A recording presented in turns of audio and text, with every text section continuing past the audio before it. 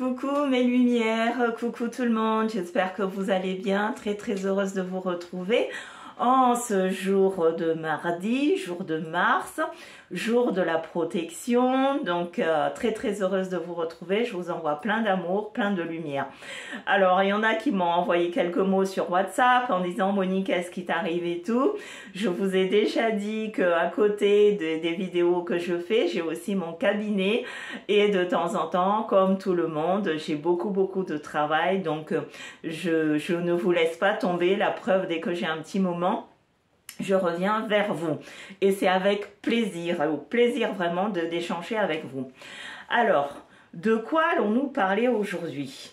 Aujourd'hui, nous allons parler du karma, mais je fais une parenthèse par rapport à ce sujet parce qu'il y a un auditeur donc, qui s'appelle Joël qui m'a envoyé un mot via WhatsApp en me disant Monique, tu as dit dans une vidéo que pour avoir de l'argent il faut absolument travailler et qu'il y a des gens, c'est le karma, ils ont l'argent, donc c'est pas forcément il faut travailler.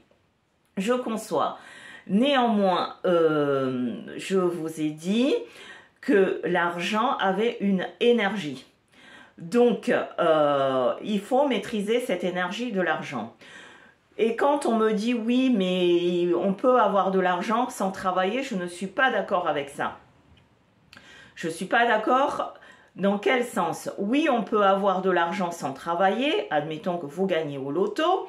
C'est très bien, vous n'avez pas travaillé. Coup de chance, l'univers vous a offert l'argent du loto, mais il est prouvé scientifiquement que 99% des personnes qui ont gagné au loto perdent tous leurs gains en espace de 1 ou 2 années.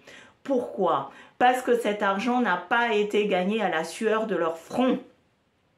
Donc, c'est de l'opportunité et quand les gens gagnent au loto, ils sont tellement heureux, tant mieux pour eux, c'est tout ce que je leur souhaite, d'avoir gagné qu'ils en perdent la tête. Donc, parce que l'argent, je vous ai dit que l'argent a une énergie. Et cette énergie, soit c'est l'argent qui vous domine, soit vous dominez l'argent. Méditez là-dessus.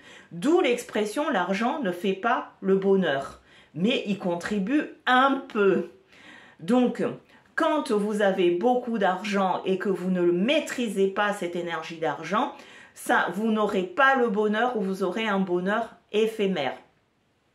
Ça veut dire que j'ai gagné au loto, tout individu qui gagne au loto, 90%, la première chose qu'elle va faire, c'est aller s'acheter tous les biens matériels.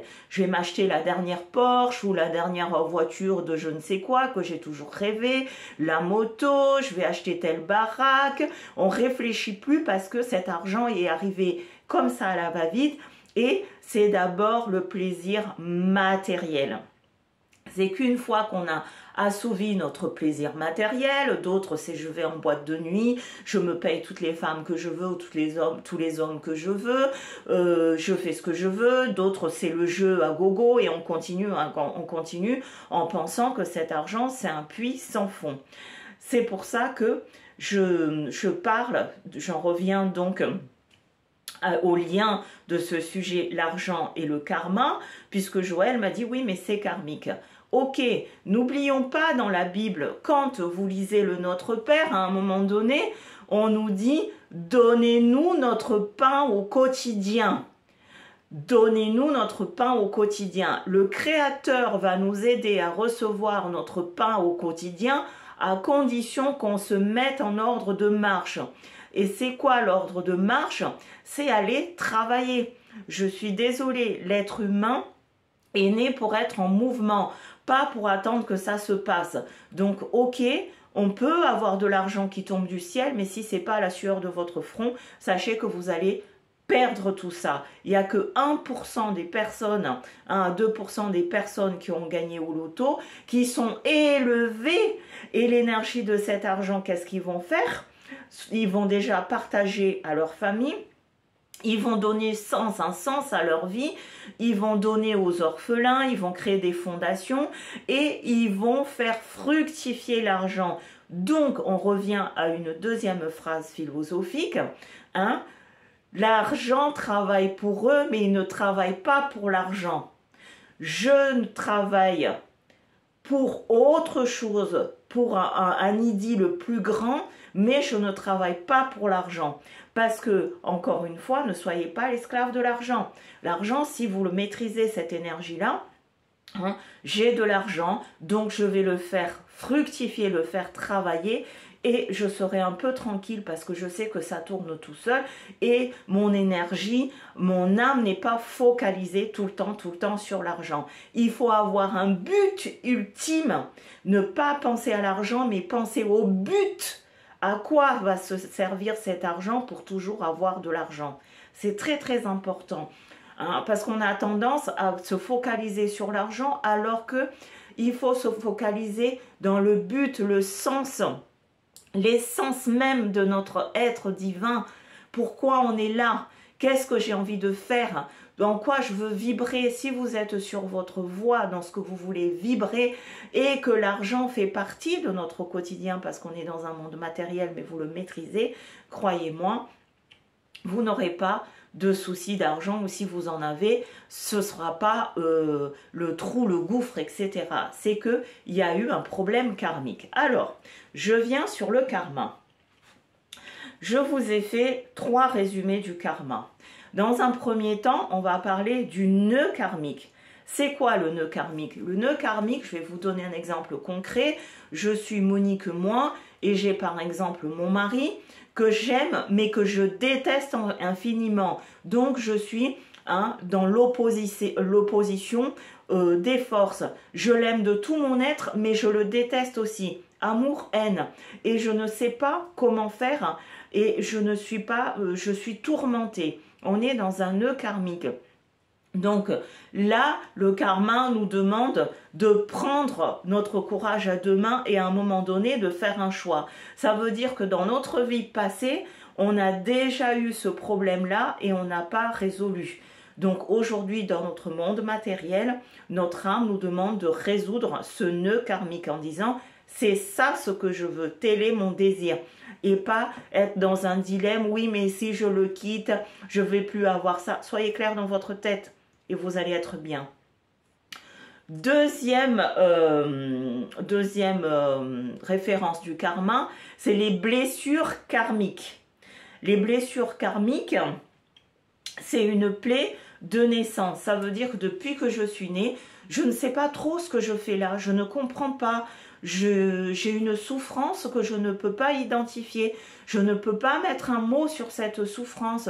Pourtant, je suis bien, je suis pas bien. Je pleure pour un oui ou pour un non. Je suis très très sensible. Quelqu'un me parle ou le problème d'une tierce personne, dès que je l'entends, ça me touche énormément. Parce que vous avez cette blessure karmique et l'âme vous demande de la soigner.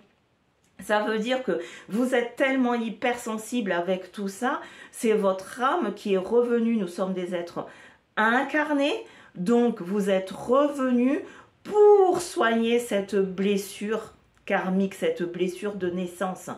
Depuis votre naissance jusqu'à la fin de votre vie, vous ne trouverez pas la paix si vous ne soignez pas cette blessure karmique. Et on va venir sur le mot de la fin. Quand vous entendez les gens dire « Ah, c'est le karma »,« Ah ben ça, c'est le karma »,« Ça, c'est le karma ». C'est vraiment ce qu'on appelle la dette karmique. La dette karmique, c'est quoi? Ça veut dire que dans votre ancienne vie, vous avez pu être bourreau, vous avez pu être prêtre, chevalier, je sais pas moi, sorcier, druide, tout ce que vous voulez. Et vous avez fait du mal ou du bien, attention, parce que quand on parle du karma, ça peut être aussi positif. Par exemple, il y a des gens qui décident d'être bonnes sœurs, c'est karmique, parce que dans leur ancienne vie, ils ont toujours voulu donner pour leur prochain, et dans cette vie-là, eh ben, ils remettent leur karma continue, donc leur dette karmique, parce que c'est pas tellement une dette, si bon c'est ça ce qu'ils veulent, leur dette karmique, c'est toujours continuer à servir leur prochain, selon leur foi.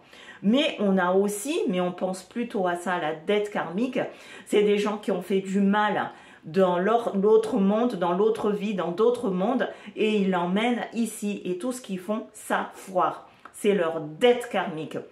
Et la dette karmique, comment on soigne ça? Puisque vous pouvez par exemple en disant je vais monter un business, ça tient 3 jours après ça foire.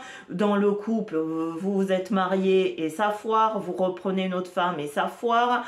Ou si vous voulez des enfants, j'ai un enfant, ça foire. Je veux un enfant, ça ne marche pas. J'ai beau changer 10 femmes ou 10 hommes, ça ne marche pas. C'est que vous avez une dette karmique. Alors il faut travailler là-dessus. Quand on travaille sur la dette karmique, c'est oui, j'ai conscience de cette dette-là, mais aujourd'hui, on me donne la chance d'évoluer et pouvoir changer et laisser cette dette parce que je ne veux pas le perpétuer à mes enfants. Hein, parce que la dette, si vous n'arrivez pas à résoudre le problème, vos enfants vont aussi le recevoir. La dette karmique, si par exemple quelqu'un vous a maudit, c'est une dette karmique. Donc toute votre lignée sera maudite. Donc c'est à vous de corriger ça et de couper le lien en décidant de changer catégoriquement de paradigme, d'état d'être, d'état d'esprit, de vous à part entière, physique, esprit, âme, en disant aujourd'hui je décide de changer, je suis consciente ou conscient de ce problème, je sais que c'est une dette karmique. Aujourd'hui, j'efface, je coupe le lien, j'efface tous mes dettes et je repars, je renais de mes cendres. Voilà en gros de quoi je voulais parler, donc beaucoup de méditation à faire, réfléchissez sur tout ce que je vous dis. N'oubliez pas, je vous ai dit, n'oubliez pas de laisser des commentaires. Si vous avez aimé ce partage, cliquez sur le petit pouce bleu, ça fait connaître la chaîne, partagez la vidéo et n'hésitez pas, comme certaines abonnés qui me touchent beaucoup, me disent Monique, est-ce que tu peux parler de ci ou de ça, le sujet qui vous intéresse, si je peux vous aider, c'est avec plaisir.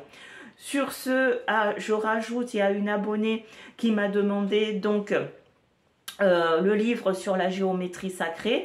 J'ai fait un post, vous cliquez sur ce post, c'est le livre pour un débutant à utiliser parce que les autres c'est assez compliqué avec le temps. De toute façon, je vais vous faire découvrir pas mal de livres. Je vous ai dit, ça permet aussi de faire vivre la chaîne si vous passez par ce lien d'affiliation, si vous êtes intéressé, parce que bon, quand on est dans l'ésotérisme, dans la spiritualité, il faut aussi se cultiver. Donc, il faut savoir donner et recevoir et je vous donne tout mon amour. À bientôt. Ciao, ciao.